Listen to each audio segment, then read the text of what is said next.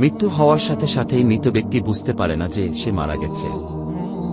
মৃত্যু পরবর্তী সময়ে আত্মীয় স্বজনের কান্নাকাটি, তাকে গোসল করানো, কাফনের কাপড় পরানো, এমনকি তাকে কবরস্থ করা পর্যন্ত নিজেকে সে মনে করে মৃত্যুর স্বপ্ন দেখছে।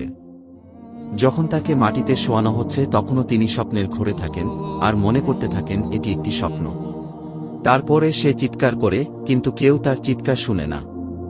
পরে যখন সবাই তাকে কবরের অন্ধকারে ফেলে চলে যায় আর সে মাটির নিচে একা হয়ে যায়, তখন আল্লাহ তার প্রাণ ফিরিয়ে দেন। সে চোখ খুলে তার খারাপ স্বপ্ন থেকে জেগে ওঠে। প্রথমে তিনি খুশি এবং কৃতজ্ঞ হয় এই কারণে যে তিনি যা দেখছিলেন তা কেবল একটি দুঃস্বপ্ন এবং তিনি এখন ঘুম থেকে জেগে আছেন। তারপরে সে তার দেহটি স্পর্শ করতে শুরু করে, যা কেবল একটি সাদা কাপড়ে জড়িয়ে রাখা হয়েছিল। তখন সে অবাক হয়ে বলতে থাকে, আমার শার্ট কোথায়, আমার প্যান্ট কোথায়? এবং সে আরও অবাক হয়ে বলতে থাকে, আমি কোথায়, এই জায়গাটি কোথায়, সর্বত্র ময়লামাটির গন্ধ কেন, আমি এখানে কি করছি? অতঃপর সে বুঝতে শুরু করে যে সে ভূগর্ভস্থ এবং তিনি যে অভিজ্ঞতা নিচ্ছেন তা স্বপ্ন নয়। এবং সে আরও বুঝতে পারে যে তিনি সত্যিই মারা গেছেন। তারপরেও তিনি যতটা সম্ভব উচ্চস্বরে চিৎকার করতে থাকেন এবং তার স্বজনদের ডাকতে থাকেন যারা তার উপকারে আসতে পারে, কিন্তু তাকে কেউ উত্তর দেয় না। অতঃপর সে মনে করে যে এই মুহূর্তে কেবলমাত্র আশা মহান আল্লাহর কাছে। আল্লাহর কাছে ক্ষমা প্রার্থনা করার সময় সে কেঁদে ও মিনতি করে বলতে থাকেন, হে আল্লাহ, আমাকে ক্ষমা করুন, আমাকে ক্ষমা করুন। তিনি একটি অবিশ্বাস্য ভয় নিয়ে চিৎকার করেন যা তার জীবদ্দশায় তিনি এর আগে কখনো অনুভব করেনি।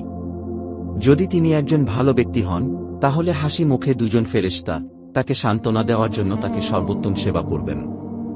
আর যদি সে খারাপ লোক হয় তবে দুজন ফেরেশতা তার ভয় আরও বাড়িয়ে দেবে এবং তাদের কুরুচিপূর্ণ কাজ অনুসারে তাকে নির্যাতন করবে। আমরা জীবনে বহুবার বোবায় ধরা স্বপ্ন দেখে থাকি। আমরা কথা বলতে চাই কিন্তু বলতে পারি না, চিৎকার করতে চাই কিন্তু চিৎকার করতে পারি না, পাশের লোকদেরকে ডাকি কিন্তু তারা তা শুনতে পারে না। তখন ভয়ে দম বন্ধ হয়ে আসার অবস্থা হয়। এমন সময় কেউ হয়তো এসে ধাক্কা দিয়ে জাগিয়ে দেয়। মৃত্যুর পরের অবস্থা অনেকটা এরকমই। মৃত ব্যক্তি সব দেখতে পারেন, আপনজনদের কান্নাকাটি, দাফন কাফনের আয়োজন সব দেখতে পারেন, কিন্তু সেই বোবায় ধরা স্বপ্নের মতো তিনি নিরুপায় হয়ে সব দেখতে থাকেন।